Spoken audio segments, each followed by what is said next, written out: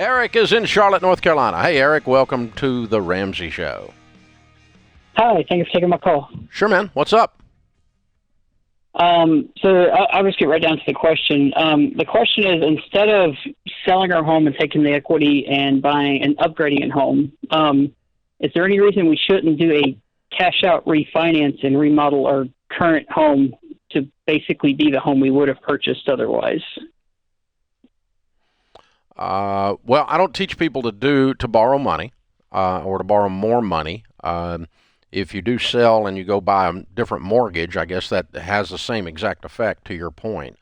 Exactly. But the problem on a refi, on a remodel is people have a tendency to overbuild the neighborhood. Yes. So what's your home worth today? Today, probably 100. What would it be worth after the remodel? Maybe 120. And what would the remodel cost? I'm estimating on the high end here, we're probably 40. Okay, so you're going to lose half of the money. Oh, yeah. I understand that right? You're going to spend 40 and you're going to increase your value 20. That would increase, that would include repairing a 3 carport garage in the back and turning one of those carports into a small apartment. Which still makes your property worth 120. Probably. Yeah. So you still lost 20 grand. Yeah, that makes sense.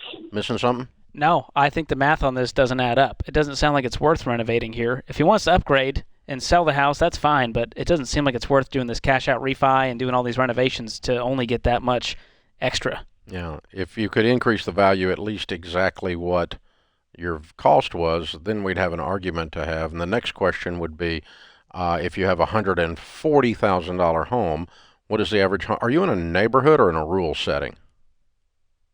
It's a very small town in North Carolina. Okay. When people are looking for $150,000 houses, do they drive down your street or do they drive down your street looking for $100,000 houses? $100,000. Yeah, probably 100. Yeah. So my other point is you're about to overbuild the neighborhood. So I think your actual analysis at the beginning was very good and very correct, Eric, in that I think you're right. I think you're only going to increase it to 120, and it's still going to make you one of the most expensive houses on your street.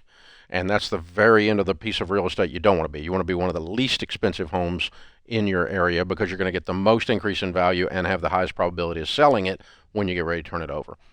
And so, George, overbuilding the neighborhood is the swimming pool edition. These days, it's the water park in the backyard. Mm-hmm.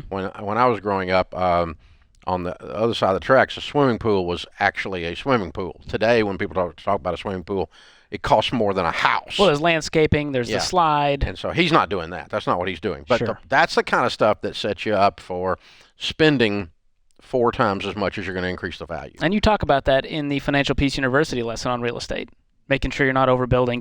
Don't get the most expensive house in the neighborhood. And if he does this, that's what's going to happen. And no one's going to want to buy the most expensive house in the neighborhood.